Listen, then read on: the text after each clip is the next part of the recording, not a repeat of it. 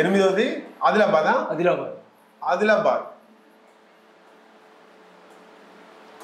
దీంట్లో ప్రధానంగా కాంగ్రెస్ నుంచి ఆత్రం సుగుణ ఈమె టీచర్. ఈమె గవర్నమెంట్ టీచరా? Government teacher. ఓకే. రెండు బీజేపీ నుంచి గోడం నగేష్ కదా? ఇది ఎంతమంది టీఆర్ఎస్లో ఉంటాయి కదా? టీఆర్ఎస్ మాజీ ఎంపీ. నెక్స్ట్ బీజేపీ నుంచి. బీఆర్ఎస్ నుంచి ఆత్రం సక్కు.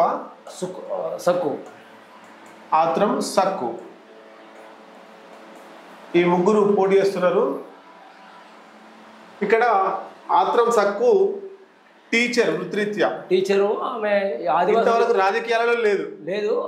కాకపోతే ఈమె ఆదివాసీ ఉద్యమాలు పాల్గొంటుంది. ఆదివాసీల హక్కుల కోసం, ఆదివాసులకు రావాల్సిన వాటా కోసం వాళ్ళకి సపోర్ట్ గా పనిచేస్తుంది, ఉద్యమాలు చేస్తుంది. టీచర్, మంచి పేరుంది. ఇంతకుముందు రాజకీయాలలో చేయలేదు, ఎవరితో కూడా మాట అనిపించుకోలేదు. కాబట్టి ఆదివాసులకు పట్టుంది ఈ ఆత్రం సుగులకు. కాబట్టి కాంగ్రెస్ పార్టీ టికెట్ ఇచ్చింది, అయిపోయింది. నెక్స్ట్ బీజేపీ గోడం నగేష్. ఇదే బీఆర్ఎస్ గతంలో ఎంపీగా పనిచేసిండు. బీజేపీ నుంచి బీఆర్ఎస్ నుంచి బీజేపీలోకి వచ్చిండు, టికెట్ తెచ్చుకుండు.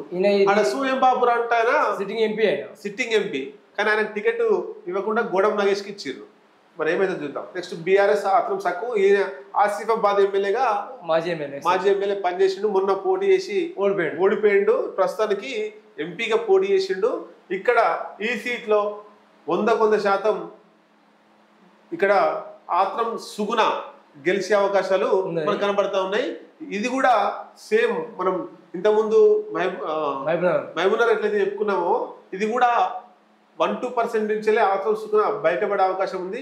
అంటే ఈ బీజేపీ ఓడి కావడం, సిట్టింగ్ బీజేపీ ఉంది కాబట్టి కొంత అటు ఇటు తారుమారై అయ్యే అవకాశాలు కూడా ఉండొచ్చు. కానీ ఇక్కడ ఆత్రం సుగుణ ఈమెకే ప్రజలైతే మెప్పు ఉంది. ఎడ్జి అయితే ఉంది ఆదిలాబాద్.